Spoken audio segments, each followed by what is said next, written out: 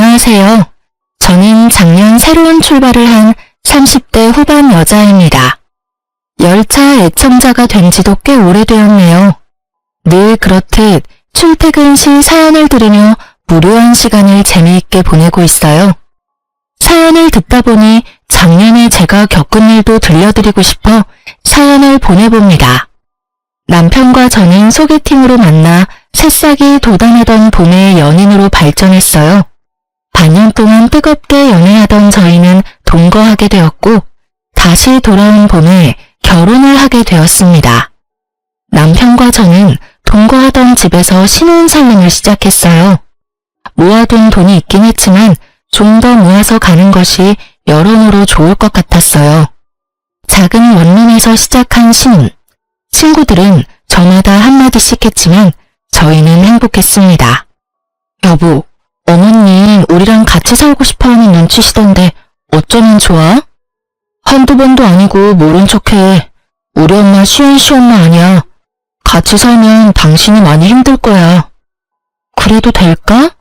그럼 정 안 되면 내가 나설 테니 너무 걱정하지 마. 하여튼 합가는 없어. 난 당신 고생시킬 생각도 없고 두 여자 사이로 등 터질 생각도 없거든. 그럼 당신만 믿는다? 그래, 나만 믿어.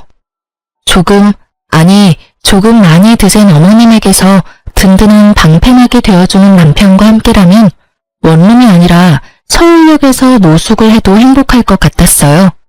하지만 저에 대한 어머님의 집착은 심해졌고 저는 지쳐갔어요. 그 사이에서 남편 역시 힘들어지고 있었고요. 여러 가지의 문제가 있었지만 그중 가장 힘든 것이 연락이었어요. 어머님은 제가 적어도 하루에 한 번은 전화하길 원하셨고 저는 알겠다고 대답하며 그만큼 자주 연락하길 바란다는 말이겠지 하고 대수롭지 않게 생각했어요. 저의 직은 의류 판매직이었는데 신혼여행과 매장 공사가 겹쳐 신혼여행에서 돌아와서도 매장 정리가 덜 되어 일주일 정도 더 쉴 수가 있었어요. 그동안은 저도 집에서 쉬니 어머님께 전화를 자주 드릴 수 있었어요. 하지만 출근하게 되니 바빠졌어요. 거기에다 저는 매장 매니저였기에 할 일이 더 많았어요. 그래도 잊지 않고 연락드리려고 노력했어요. 남편이 5살 때 남편의 부모님은 이혼하셨고 어머님은 어린 남편을 혼자 키우느라 고생을 많이 하셨다고 들었던 터라 더 노력했어요. 하지만 새 단장을 한 매장은 일이 넘쳐났고 저는 일에 치여 연락드리는 것을 깜빡하고야 말았어요. 다음날 출근을 하는데 문득 어머님 생각이나 전화를 드렸더니 전화 연결이 되지 않더라고요. 전 이상했지만 출근길이었던 터라 금세 잊었어요. 그날 저녁 퇴근을 하고 돌아온 남편이 곤란하다는 듯 저에게 물어오더라고요. 여보, 혹시 어제 엄마한테 전화 못했어? 나 어제 진짜 바빴어. 당신도 알지? 요즘 우리 매장 일 진짜 많은 거. 그래서 깜빡했지 뭐야? 근데 당신 어떻게 알았어? 엄마한테 전화 왔더라고. 좀 토라진 것 같아. 남편의 말을 듣는데 왜 통화 연결음도 없이 전화가 연결되지 않았는지 알 것 같더라고요. 혹시 어머님 나 차단했어? 내가 전화 안 했다고? 남편은 멋쩍은 듯 고개를 끄덕였고 전 너무 황당하더라고요. 전화 한 번 안 했다고 며느리 전화를 차단하는 시어머님 들어는 본 적 있으신가요? 하물며 제가 노는 사람도 아니고 교대 근무에다가 직원들 스케줄까지 관리하느라 그렇지 않아도 정신이 빠지게 바쁜데 전화 한 번 안 했다고 차단이라뇨.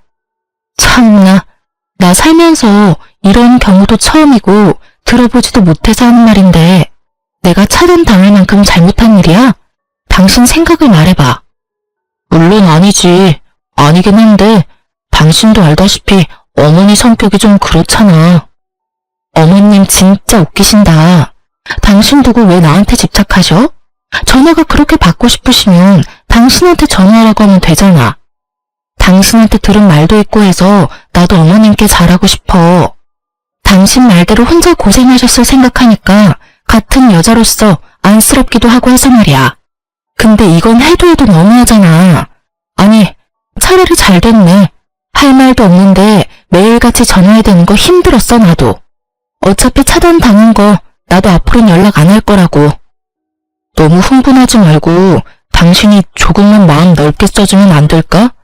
한평생 딸 가진 친구들 보면서 부러워만 하다가 당신같이 예쁘고 착한 며느리가 생기니까 딸 같아서 친하게 지내고 싶었나 봐.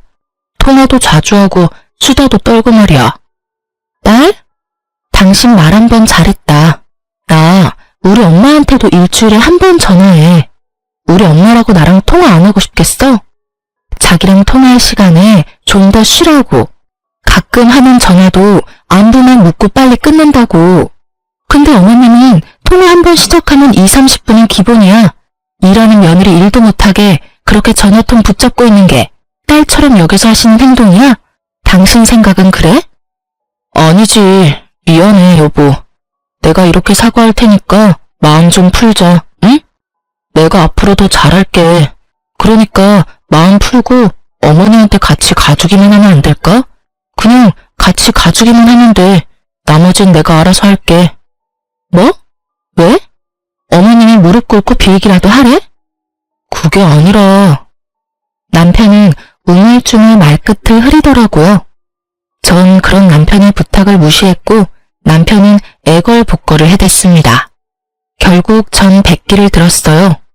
알고 보니 결혼 후 제가 시어머님과 일에 치여 정신없는 동안 남편이 혼자 저희 부모님을 모시고 점심도 대접하고 용돈도 드리고 심지어 저도 깜빡한 부모님의 결혼기념일에 꽃바구니까지 보냈다고 하더라고요. 그 말을 엄마에게 전해 듣는데 그깟 사과 눈 꼭 감고 한번 하자 싶었어요. 그 흔한 공치사 한 번 없이 묵묵히 친정에 저보다 더 신경을 써준 남편인데 뭔들 못하겠냐 이런 생각이 컸어요. 거기에다 남편이 같이 가기만 하면 알아서 다 한다니 그 말을 믿어보기로 했죠. 전 주말에 연차를 내고 시댁으로 향했어요. 어머니, 저희 왔어요. 이 사람 원래 주말엔 못 쉬는데 오늘 어머니한테 온다고 연차까지 썼어요. 요즘 이런 며느리가 어디 있어? 그렇지 않아요, 어머니? 남편이 너스레를 떨며 분위기를 풀어보려 했지만 어머님은 눈길도 주지 않더라고요. 제 상식으로는 도저히 이해할 수 없었지만 이런 일로 이혼할 수도 없는 노릇이니 제가 먼저 입을 열었습니다. 어머님, 마음 푸세요. 매장도 넓힌 데다가 직원까지 더 많아져서 제가 정신이 없었어요. 남들이 들으면 하루 종일 일만 하는 줄 알겠다. 퇴근 안 하니? 퇴근하고 전화하면 되지. 그럴 정신도 없으면 일은 어떻게 하니? 어머니, 이 사람 퇴근하고 집에 와서도 저 저녁 차려주고 바로 일한다고 바빠요. 어제도 여기 온다고 새벽까지 마무리하고 아침 일찍 매장 들려서 정리해놓고 왔다고요. 어이구 참, 세상 일은 너 혼자 다 하는구나. 그래봤자 쥐꼬리 같은 월급 받으면서. 쥐꼬리라뇨. 이 사람이 저보다 더 많이 벌어요 이제. 뭐? 그깟 옷가게에서 그렇게나 번다는 말이야? 평소 알게 모르게 제 직업을 깔보던 어머님은 꽤 놀란 눈치였어요. 그런 어머님의 분위기를 읽은 남편은 이때다 싶은지 쉬지 않고 말을 쏟아냈어요. 그깟이 아니에요. 그래도 이름 있는 브랜드라고요. 그것도 그렇고 이 사람 그냥 직원이 아니라 매니저, 그러니까 관리직 같은 거라 성과 보수도 있어서 어떤 달은 저보다 더 벌 때도 있어요. 그러니까 그만 마음 푸시고 이해 좀 해주세요. 이 작은 몸으로 주말에도 못 쉬고 일하는데 얼마나 힘들겠어요. 이 사람 계속 잠도 못 자고 해서 이틀에 한 번씩 코피까지 쏟는다고요. 그렇게나 바빠? 너 그러다 몸 다 상하겠다. 너희 밥은 먹었니?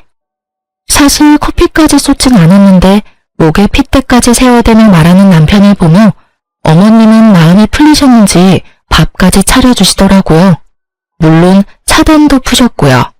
그리고 앞으로 바쁘면 굳이 하루에 한 번씩 연락하지 않아도 된다는 말까지 들었어요. 중간 역할을 톡톡히 해준 남편이 얼마나 듬직하던지 다른 건 몰라도 남편 복은 있다고 생각했었어요. 앞으로 남편 새끼가 제 뒤통수를 어떻게 칠지 상상도 못하고요. 하여튼 좋은 분위기에서 시댁 방문은 마무리가 되었고 전 이제 이런 일로 사람 피곤하게 만들 일은 없겠지 하고 안심했어요. 하지만 시어머님은 상식 밖의 사람이었고 제가 연락을 드리지 않으니 어머님이 전화를 해대기 시작하더라고요. 바빠서 전화를 받지 않으면 받을 때까지 하는 어머님. 점점 심해지는 어머님의 선 넘는 전화에 전 지쳐갔고 예민해지고 있었어요. 당연히 일에도 지장이 생겼어요.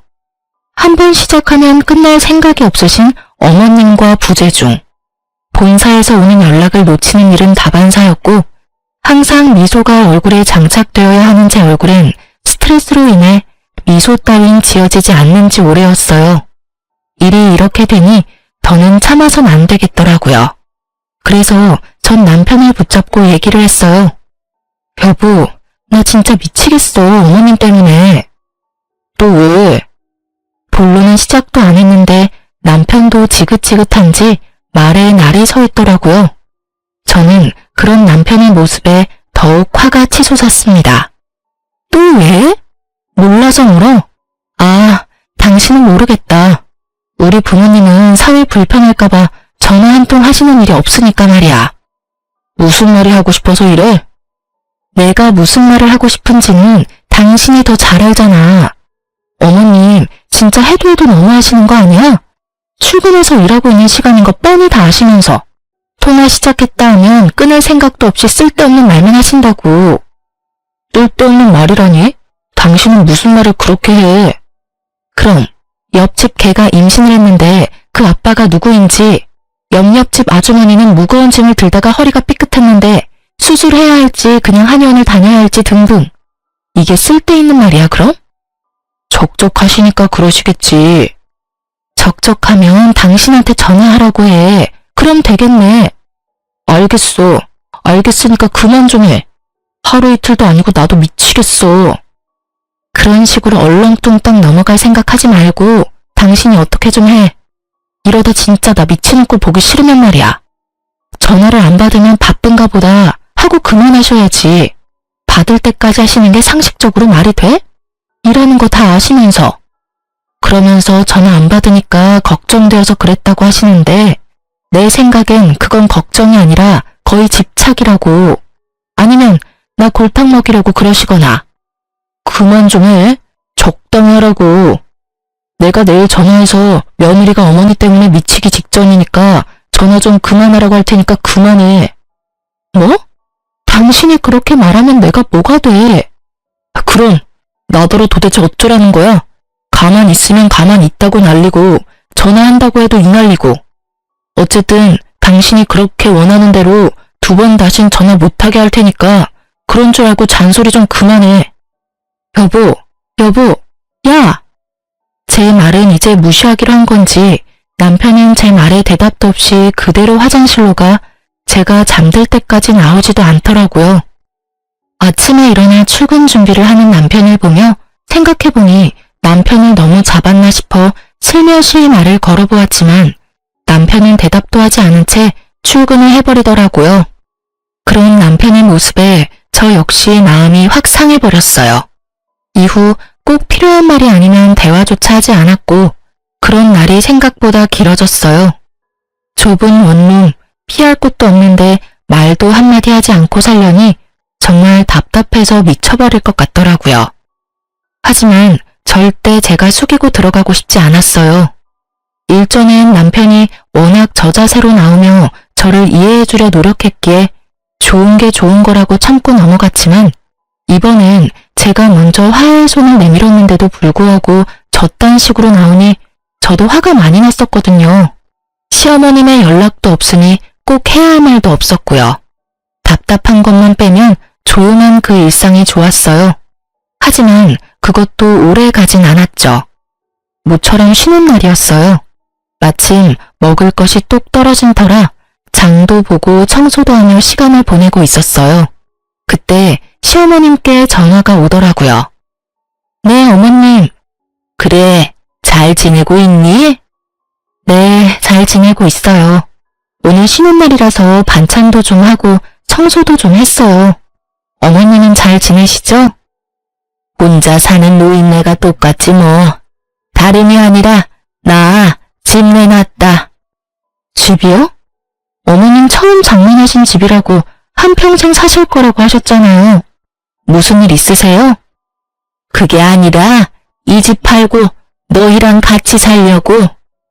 어머님 말씀을 듣고 있는데 누가 뒤통수를 망치로 내려친 것처럼 멍하더라고요.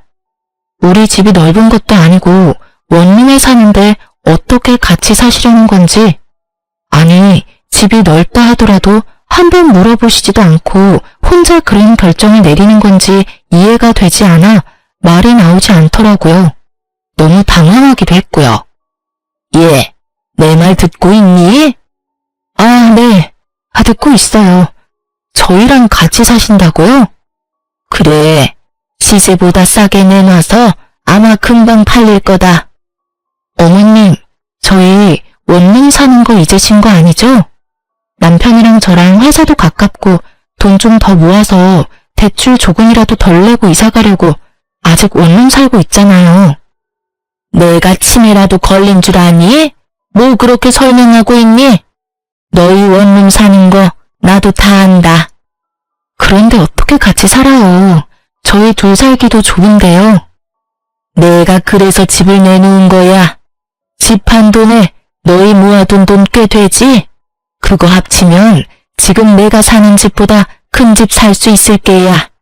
그럼 대출할 필요도 없고 집도 넓어지고 혼자 있는 내 걱정도 할 필요 없으니 여러모로 얼마나 좋니? 그럼 그런 줄 알고 너희도 이사할 준비나 하려무나. 볼일을 마치신 어머님은 제 대답은 필요도 없다는 듯 전화를 끊어버리셨어요. 길지도 않은 통화에 너무 충격적인 내용이 많아서 전 멍하니 휴대전화를 보며 서 있었어요. 하나 둘 머릿속 정리가 끝나고 합가해야 한다는 결론에 도달했을 때 전 남편에게 전화를 걸어 할 말이 있으니 빨리 들어오라는 말을 하고 전화를 끊었어요. 그나마 다행스러운 건 남편도 어머님을 모시고 사는 건 반대했었다는 것이었어요. 그날 저녁 남편은 퇴근을 하고 돌아왔고 여전히 남편의 얼굴은 어두웠어요. 무슨 일인데? 표정만큼 말투도 어두웠지만 전 더는 큰 싸움으로 키우고 싶지 않아 오르는 화를 꾹 누르고 최대한 상냥하게 말하려고 애썼습니다. 어머님 오늘 전화하셨는데 집 내놓으셨대. 우리랑 같이 사시려고 그러셨다는데 당신 생각은 어때? 당신도 반대하지? 예전에 같이 안 살 거라고 나한테 모르는 척하라고 그랬었잖아. 그렇지? 그래? 나한텐 별말 없으시던데. 아, 어머니랑 아버지 다시 합치신다고 하시던데 그래서 그러시나 보다. 아버님이랑 어머님이 다시 합치신다니? 그게 무슨 말이야? 당신만 가끔 아버님 만나는 거 아니었어? 어머님도 만나고 계셨던 거야? 아니, 최근에 만나셨나 봐. 아버지가 어머니한테 연락했는데 어머니도 나 장가가고 적적하셨는지 가끔 만나시다가 다시 합치기로 하셨나 봐. 아버지 몸도 요즘 안 좋으셔서 어머니도 걱정되셨겠지 뭐.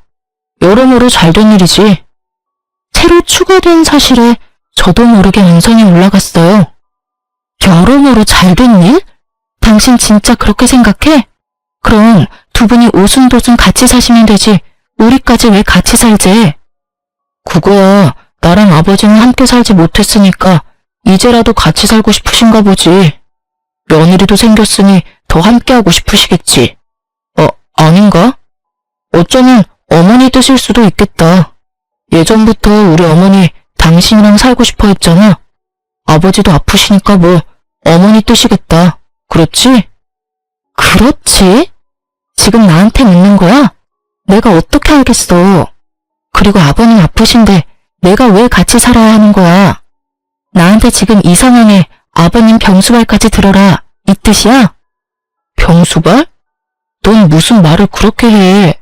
우리 아버지가 먼저 누우신 것도 아니고 병수발이라니. 말이 좀 심한 거 아니야? 심하기는 웃기고 있네 진짜. 지금 돌아가는 상황이 그렇잖아. 내가 바본 줄 알아? 갑자기 등장한 아버님은 아프시고 갑자기 집을 파신다는 어머님은 묻지도 따지지도 않고 같이 살자 통보하고 끊으시고, 이런 상황에서 내가 어떤 생각을 할 수 있는데, 당신이 입장 바꿔서 생각해봐. 다른 생각이 드는지 말이야. 꼭 그렇게 따지고 들어야겠어? 당신 말대로 그렇다고 치자. 그러면 좀 모시고 살아주면 되잖아. 부모님이 한평생 사는 것도 아니고 기껏해야 몇 년 모시고 다시 분가하면 되지. 그것도 못해줘? 나랑 아버지 30년 가까이 떨어져 살다가 이제 다시 같이 살게 됐어. 그럼 나랑 아버지가 넌 불쌍하지도 않아? 심지어 아프시다잖아. 이런 상황에 넌 안쓰러운 마음보다 병수발 들 걱정이 앞서는 거야? 너 이런 사람이었어? 왜 이렇게 이기적이야? 당신 무슨 말을 그렇게 해? 지금 이기적인 사람이 누군데? 애초에 어머님 모시지 말자고 했던 사람은 당신이었어. 잊었어? 그리고 지금 당신이 나한테 큰 소리 내면서 화낼 상황이야? 미안하다고 살살 달래줘도 모자랄 판국에 왜 당신이 나보다 더 화를 내는 거야? 당신이 사사건건 시비 걸고 넘어지는 건 생각 안 해? 시비? 이게 지금 시비라고 생각해? 아니면 뭔데 이게? 하여튼 난 부모님 모시고 살 거니까 그게 싫으면 우리 이혼해. 뭐? 우리 부모님 모시고 살 거 아니면 이혼하자고. 그런 줄 알고 잘 생각해. 난 오늘 어머니 댁 가서 잘 테니까 그런 줄 알고. 남편은 통보하고선 집을 나가버렸습니다. 아무리 요즘 둘 사이에 분위기가 좋지 않았다 하더라도 너무 변해버린 남편을 보니 충격이 크더라고요. 그리고 이런 일로 이혼이란 단어가 나올 거라고 생각도 안 해봤던 터라 충격이 더 컸어요. 생각지 못한 남편의 초강수에 고민이 되더라고요. 전 그때까지 남편을 사랑했고 이런 일로 헤어지고 싶지 않았으니까요. 하지만 일방적인 통보뿐인 합가도 하고 싶지 않았어요. 이기적이라 손가락질 받아도 싫은 건 싫었어요. 딱히 제가 이기적이라 생각되지도 않았고요. 고민으로 밤을 지새웠고 남편은 진짜 들어오지 않더군요. 전 같이 일하는 직원에게 양해를 구하고 시댁으로 향했어요. 어머님과 대화를 나눌 필요가 있다고 생각했거든요. 시댁이 골목 안에 있었던 터라 택시에서 내려 좀 걸어야 했어요. 머릿속으로 어머님과 나눌 대화를 정리하며 걷고 있는데 멀리 익숙한 사람이 보이더라고요. 설마 하는 마음으로 가까이 다가갔고 익숙해 보이던 사람은 남편이었어요. 전 황급히 차 뒤로 몸을 숨겼어요. 남편 혼자가 아니었거든요. 처음 보는 여자와 다정히 손을 잡고 시댁에서 나와 행복한 미소를 지으며 제가 숨은 차 옆으로 지나치는데 제 두 눈으로 보고도 믿고 싶지 않았어요. 저는 어느새 두 사람을 쫓고 있었고 두 사람은 다행히 멀지 않은 곳에 있는 카페로 들어가더라고요. 전 때마침 카페로 들어가는 무리에 몸을 숨겨 두 사람 모르게 가까운 곳에 자리를 잡고 앉을 수 있었어요. 그리고 들려오는 두 사람 대화는 충격, 경악 그 자체였어요. 자기야, 그럼 우리 결혼하면 어머님이랑 아버님이랑 모시고 살아야 해? 자기가 힘들더라도 한동안은 그래야 할 것 같아. 너무 걱정하지 마. 내가 자기 힘들지 않게 많이 돕고 중간 역할도 잘할게. 그리고 우리 엄마 남의 자식 귀한 줄 아는 사람이야. 잘 대해주실 거야. 아버지도 물론 잘해주실 거고. 자기도 방금 봤으니까 알 거 아니야. 저랑 아직 이혼하기로 한 것도 아닌데 벌써 시댁에 인사를 드리고 온 듯 결혼 얘기가 한창이더라고요. 당장이라도 달려가서 두 연놈을 박살을 내고 싶었지만 꾹 참고 두 사람 대화를 더 들어봤어요. 하긴 두 분 다 좋으시더라. 다정하게 잘 대해주시고. 그럼 한 1년만 모시고 나오자. 알겠지? 그럼. 괜히 너랑 헤어지고 이상한 여자랑 결혼해서는. 너랑 헤어지고 내가 얼마나 힘들었으면 그런 여자를 만났겠냐? 그러니까 내가 다시 만나자 했을 때 만났어야지. 괜히 다른 여자 만나보겠다고 소개팅이나 하고 다니고. 내가 그 꼴 보기 싫어서 회사도 옮겼던 거야. 그런데 왜 다시 돌아왔대? 과장님이 다시 돌아오라고 계속 연락이 오기도 했고, 자기가 나 말고 다른 여자랑 얼마나 잘 먹고 잘 살고 있나 궁금하기도 해서 돌아왔지. 나도 멋진 남자 만나서 잘 사는 모습 보여주려고 했는데. 그러는 여자가 회식 때 그렇게 노골적으로 모텔 가자고 꼬셨어? 그래서 싫었어? 싫긴, 자기가 그러지 않았으면 내가 꼬셨을 건데? 서로 얼마나 좋아 죽는지 남편 새끼와 상간녀는 찰싹 붙어서 떨어지질 않더라고요. 주변 눈치도 안 보고 대놓고 하는 애정 행각에 지나가는 사람들의 수군거리는 소리가 끊이질 않았죠. 결국 두 사람에게 카페 직원이 가서 한 소리를 하고 나서야 멈춘 듯 했어요. 저기 손님, 여기서 이러시면 안 됩니다. 다른 손님들이 불편하다고 하세요. 네? 네. 아이, 쪽팔려. 그러게 그만하라고 했잖아. 멈출 수 없는 걸 어쩌겠어. 으이그. 그래서 이혼은 언제 할 수 있는 거야? 그 여자가 순순히 해줄까? 해줄 거야. 독한 년이라 절대 부모님 모신다고 할 리 없다고. 어제도 얼마나 따지고 드는지 내가 왜 그딴 년이랑 결혼했나 모르겠어. 으이그, 앞으로 나한테 잘해. 알겠어? 나 같은 여자가 또 있는 줄 알아? 알겠어. 두말하는 잔소리지. 그래요. 두 사람은 남편이라는 새끼가 절 만나기 전 헤어졌다가 상간녀가 회사로 돌아오면서 만나기 시작했더라고요. 어느 날부터 회사 회식이 잦더니 다 이유가 있었더라고요. 갑자기 태도를 바꿔 이혼하자고 소리치던 이유도요. 불륜이 부끄럽지도 않은지 큰 소리로 잘도 짓거려준 덕분에 힘들이지 않고 상황 파악은 되었지만 앞으로 어떻게 해야 할지, 어떻게 하면 이 난관을 헤쳐나갈 수 있을지 아무 생각도 나지 않았어요. 이 채널에 올라온 다른 사람들의 사연을 들으며 다들 왜 저렇게 사냐고, 나 같으면 저렇게 안 산다고 했던 과거 저의 모습이 떠오르며 반성하게 되더라고요. 그러면서도 전 애청자답게 그간 들어왔던 통쾌했던 복수를 떠올리며 저의 복수를 계획했어요. 이래봬도 제가 열차 애청자인데 그냥 순순히 이혼해줄 수는 없었으니까요. 그날 밤 집으로 돌아온 남편 새끼에게 말했어요. 이혼하자. 정말? 나랑 이혼할 수 있겠어? 그깟 이혼하면 되지. 뭐 큰일이라고. 그리고 당신이 이혼하자고 해놓고 왜 그렇게 놀라? 왜? 하기 싫어? 아니, 난 당신이 이렇게 쉽게 이혼한다고 할 줄 몰랐지. 누가 그래? 쉬웠다고. 나도 쉽지 않았어. 하지만 어쩌겠어? 난 합가할 생각이 없고 당신은 죽어도 합가를 하겠다는데. 남들이 들으면 그깟 문제로 무슨 이혼까지 한다고 할 수도 있지만 우리한텐 그깟 문제가 아니니까 어쩔 수 없지. 그래. 그러면 법원은 언제 가지? 서류 여기.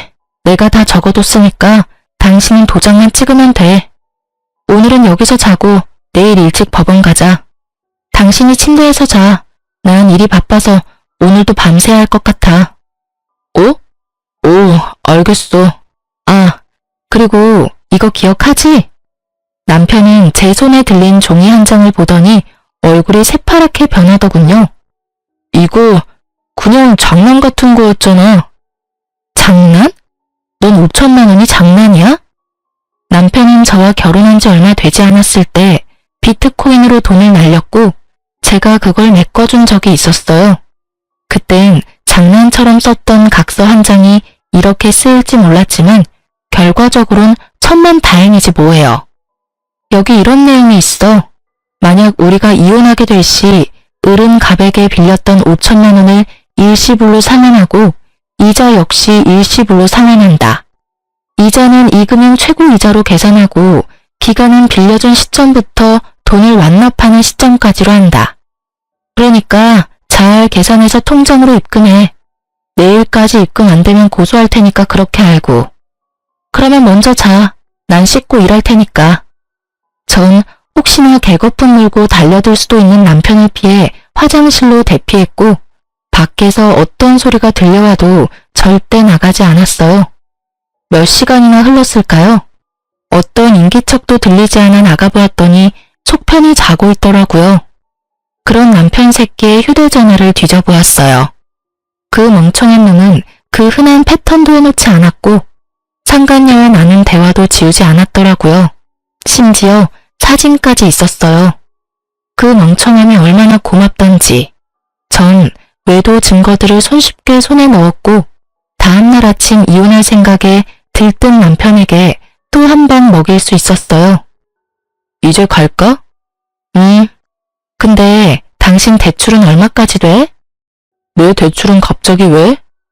당신이 나한테 위자료 줘야 할 텐데 빌린 돈도 있고 하니까 아무래도 대출 한도에 간당간당할 것 같아서 그러지. 내가 당신한테 위자료는 왜 줘? 당신 바람 피운 거 나 다 알고 있어. 증거도 다 있으니까 발뺌할 생각 같은 거 하지 말고. 난 택시 타고 법원 갈 테니까 당신은 차 끌고 오든가 알아서 해. 오면서 대출도 좀 알아보고. 그럼 이따가 봐. 야, 잠시만. 내가 그럴 돈이 어딨어. 그래도 양심은 있네. 바람 피운 건 부정 안 하는 거 보니까. 아, 맞다. 그리고 나 상간녀 소송도 할 거니까 그년한테도 좀 전해줘. 돈 준비하라고. 알겠지? 그럼 나 먼저 간다. 제 뒤통수에 대고 욕을 어찌나 하는지. 그 욕을 다 들으면서 집에서 나오는데 화는커녕 웃음이 터져나왔어요. 어찌나 통쾌하던지. 여기서 복수가 끝이냐고요? 그럴 리가요. 제가 여기 애청자인데 이깟 위자료 좀 뜯어냈다고 통쾌하겠으며 복수가 될까요? 제 복수는 이제부터 시작이었어요. 저의 계획대로 이혼은 잘 진행되었고 빌려주었던 돈과 더불어 위자료도 다 받았어요. 돈을 뜯긴 상간녀는 아직도 정신을 못 차리고 전 남편과 결혼하더라고요. 그 한치 앞도 보지 못하고 사랑 타령이나 해대는 것이 얼마나 고맙던지 눈물이 다 나더라고요. 빚쟁이 남편의 집착이 광층에 가까운 심호에 몸 아픈 시부까지. 지옥으로 가는 KTX를 탄 상간녀의 앞날은 보지 않아도 뻔했어요. 전 서두르지 않고 때를 기다렸습니다. 그리고 생각보다 빨리 그때가 왔어요. 두 사람이 결혼식을 하고 한 달이나 지났을까요? 전 남편한테 전화가 왔더라고요. 아직도 그날의 그 기쁨이 잊히지 않아요. 전 전화를 받았고 전 남편과 만나기로 했어요. 제가 상간녀의 존재를 처음 알았던 그 카페에서요. 오랜만이야. 많이 수척해진 전 남편은 저를 보며 드라마 남자 주인공 눈가를 하며 안부를 물어왔어요. 우리가 안부나 주고받을 사이는 아니잖아. 무슨 일이야? 본론만 말해. 그냥 요즘 힘들어서 당신 생각이 났어. 많이 보고 싶었어. 왜? 재혼 생활이 생각처럼 즐겁지 않은가 봐. 아, 힘들어 죽겠어. 어머니는 어머니대로 집사람한테 전화해야 되고 아버지는 반찬 타령, 청소 트집에 하다못해 빨래 개는 것까지 트집을 잡으시니까 집사람은 집사람대로 힘들고 나는 집사람 비위 맞춘다고 힘들고 어머니는 어떻게 해보겠는데 아버지는 편찮으시니까 엄청 예민하셔서 뭐라고 말도 못 꺼내겠어. 하루하루 미쳐버리겠어 아주. 하소연이나 하려고 나 불렀니? 나 바쁜 거 몰라? 꼭 그렇다기보단 아까 말했듯이 보고 싶어서. 그래서 하는 말인데 우리 다시 시작하면 안 될까? 나 정말 후회 많이 하고 있어. 내가 미쳤었나 봐. 어쩌다 그 여우 같은 거한테 홀려서 당신만한 여자가 또 어디 있다고. 내가 진짜 앞으로 잘할 테니까 한 번만 나 용서해주면 안 될까? 그러니까 당신 말은 그 여자랑 이혼하고 다시 나랑 결혼을 하겠다고? 나한테 바람 피운 남편도 모자라 시어머님의 시아버님까지 모시고 살아라 이거야? 아니지. 당신만 돌아온다고 하면 내가 이혼하고 분가도 하지. 당신이 부모님하고 연 끊으라고 하면 연도 끊을 수 있어. 뭐든 다 할 수 있다고. 너 진짜 상당한 쓰레기구나. 뭐? 내가 너 바람 피운 거 바로 여기 이 자리에서 알았어. 그때 네가 한 말 아직도 기억해놔. 나 같은 여자 만난 거 후회한다고, 미쳤었다고. 앞으로 정말 잘할 거라고 그렇게 얘기했었지. 이 말 어디서 많이 들은 말 같지 않아? 어? 그게 말이지. 방금 네가 나한테 한 말이랑 똑같아도 어쩜 그렇게 똑같니? 조그만 양심이라도 있다면 대사라도 바꾸지 그랬어? 하긴 양심이란 게 있는 사람이면 지금 내 앞에서 그딴 개소리나 짓거리는 일은 없었겠지. 아니, 애초에 바람 같은 걸 피지도 않았겠지. 뭐? 개소리? 너 말 다 했냐?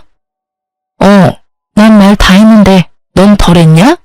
설사 그렇다고 한들 난 더 듣고 싶지 않으니까 먼저 일어나 볼게. 그리고 이런 일로 다시는 연락하지 마. 나 너 목소리 듣는 것도 역겨워. 알겠어? 전 분노로 곧 죽을 듯한 전 남편을 뒤로한 채 카페로 나왔어요. 야, 네 전 남편 곧 죽겠던데 몰골이 저승사자랑 하이파이브하고도 남을 것 같았어.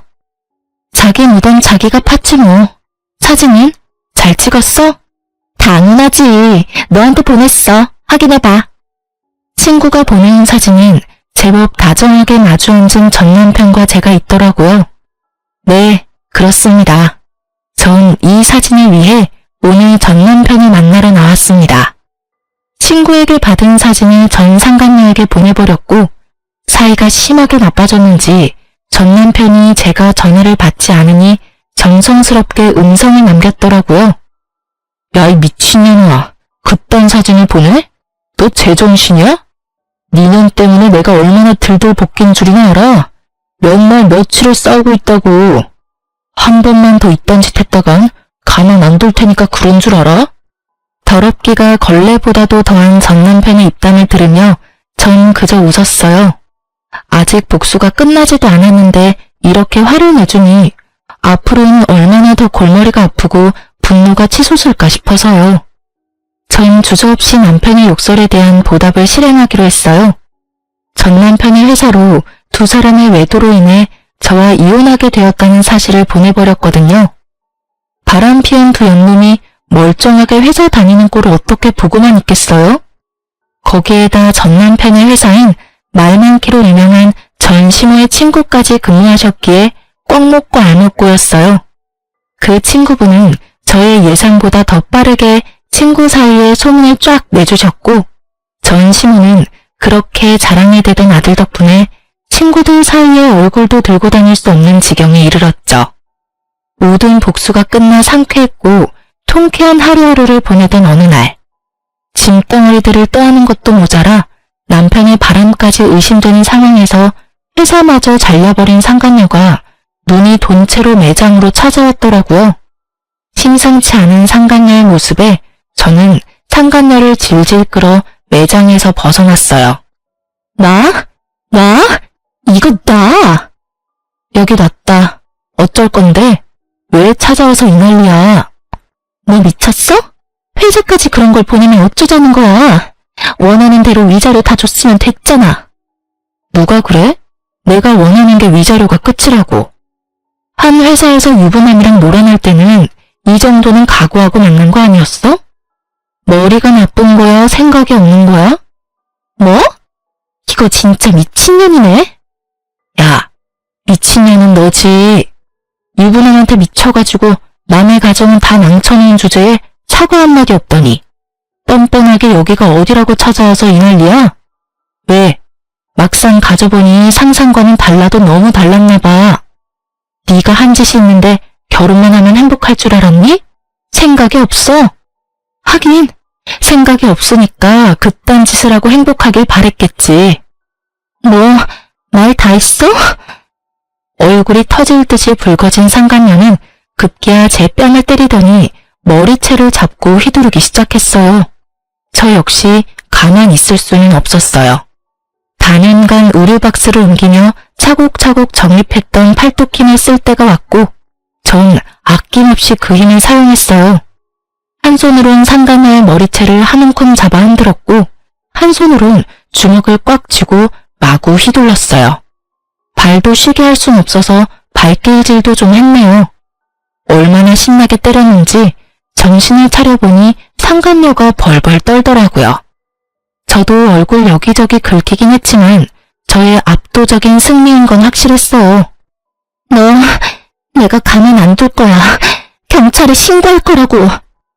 때리기도 네가 먼저, 머리채도 네가 먼저 잡은 거 잊었니? 멍청하다 멍청하다 하니까 진짜 멍청한 말만 골라서 한다. 멍청한 년. 그리고 나 위자료 덕분에 돈 많아서 신고한다고 협박해대도 겁도 안 난다 야. 아 맞다. 나 네 남편 새끼한테도 돈 많이 받았지? 알려나 모르겠는데 나한테 빌린 돈이랑 위자료 준다고 그 새끼 대출 꽤 받았을 텐데 회사까지 잘려서 어쩐데? 그래도 뭐 두 사람 아직 젊으니까 어떻게 해서든 헤쳐나가면 되겠지. 안 그래? 뭐? 대출? 그 인간 대출까지 있단 말이야? 어머, 몰랐니? 아마 한도 끝까지 받아서 나 줬을 텐데. 완전히 속았어. 이게 다 너 때문이야. 다 너 때문이라고. 내가 가만히 있을 줄 알아? 네가 나한테 보낸 사진 그거 네가 다니는 매장 본사에 다 보내버릴 거야. 나도 너 매장 시켜버릴 거야. 그리고 나도 상간녀 소송할 테니까 너 각오해. 알겠어? 상간녀 같은 소리 한다. 겨우 그 정도로 상간녀 소송을 할 수 있을 것 같아? 내가 네 남편이랑 안고 있니? 아니면 하다못해 손이라도 잡고 있니? 그냥 마주 앉아있는 걸로 상간녀 소송? 마음대로 해봐. 난 네 남편이랑 아무 사이도 아니라는 증거가 차고도 넘치니까 명예훼손으로 고소당하고 싶으면 마음대로 해보라고. 그리고 앞으로 2번 다시 찾아오지 마. 또 찾아와서 이딴 짓 하면 네가 좋아하는 그 신고 내가 해줄 테니까. 알겠어? 그리고 네 팔자 네가 꼬아놓곤 누구 탓을 하고 난리래? 앞으로는 똑바로 살아. 남의 탓 좀 그만하고. 절규에 가까운 상간녀의 고언을 마지막으로 진짜 제 복수는 끝이 났어요. 그렇지 않아도 한 대 쥐어패고 싶었는데 어찌 알고 찾아온 것인지 상간녀는 처음부터 끝까지 저에게 참 고마운 사람이었어요. 덕분에 그 지옥 같은 집구석으로 기어들어가지 않고 벗어날 수도 있었고 전 남편도 손쉽게 떼어낼 수 있었으니까요. 꼴에 자존심만 센 남편은 여기서 들은 사연처럼 저를 찾아와서 빌거나 그러진 않더라고요. 혹시나 찾아오면 얼굴에 물도 쏟아주고 따귀도 한 대 날리려고 했거든요. 물에 홀딱 젖은 그 꼴을 못 봐서 아쉬웠는데 전 남편은 더 비참한 꼴로 살고 있더라고요. 얼마나 더 저에게 통쾌함을 주려고 전 신우가 친절하게 연락을 해주더라고요. 자기 아들이 얼마나 비참한 꼴이 되었는지 알려주시더라고요. 이 나쁜 년아, 너 때문에 내 아들이 어떻게 됐는지 알아? 제가 어떻게 알겠어요. 전 이혼했는데요. 너 같은 년 때문에 내 아들이 알코올 중독자가 됐다고. 그 잘났던 내 아들이 네 년 때문에 또 이혼당하고 취업은커녕 집구석에서 온종일 술만 퍼마시고 있다. 이제 속이 후련하니? 꼭 이렇게까지 했어야만 했어? 제가 했으면 뭘 얼마나 했다고 그러세요. 저도 저 나름대로 자제라는 걸 했다고요. 뭐? 자제? 회사로 불륜 증거까지 다 뿌려서 우리 아들 회사도 잘리게 만든 주제에 자제? 네, 자제요. 아줌마 아들이 미쳐버렸는지 저한테 입에 담지도 못할 쌍욕을 음성사서함에 남겨뒀더라고요. 휴대폰 들고 경찰서 가서 확 신고해버릴까 하다가 그간 살았던 정도 있어서 참아줬네요. 이 정도면 크게 자질한 걸 한 것 같은데 아줌마 생각은 어떠세요? 뭐? 아줌마? 이 인연이 드디어 미쳤구나. 그럼 이혼한 마당에 제가 예전처럼 어머님이라고 상냥하게 불러드릴 줄 아셨어요? 지금 제가 존댓말로 아줌마라고 하는 것도 저한테 고마운 줄 아세요, 아줌마? 뭐? 이 인연이 진짜. 너 지금 어디야? 내가 당장 찾아가서 이년 머리채를 다 뽑아줄 테니. 아, 그냥 제가 가드리죠 뭐. 머리채 다 뽑히러 가는 대신 바로 경찰에 신고할 테니 그런 줄 아시고 뽑으세요. 그리고 합의는 없다는 것도 잘 기억하시고요. 어때요? 이래도 제가 보고 싶으세요? 이 천하의 못된 년 같으니라고. 그리고 아까부터 자꾸 년년 그러시는데 욕설도 신고할 수 있는 거 아시죠? 그래서 하는 말인데 이것도 다 녹음 중이에요, 아줌마. 아들이랑 한 묶음에 엮여서 경찰 신고하기 전에 욕은 그만하고 전화 끊으세요. 남은 여생 아주 편안하게 감방에서 사시기 싫으시면 2번 다시 전화도 하지 마시고요. 아시겠어요? 협박에 겁이 나긴 했는지 그 뒤론 연락이 오는 일은 없었습니다. 우연히 전 남편 회사 동료에게 들었는데 전 남편은 전 10월 말처럼 취업은커녕 집구석에서 술만 퍼마시는 알코올 중독자가 되었고 그런 아들을 지켜보다 건강이 더 나빠져 이제는 거동조차 못하게 된 전 시부는 누워 지낸다고 해요. 그런 두 사람의 수발을 드느라 전 시모는 죽지 못해 사는 삶을 살고 있다고 하고요.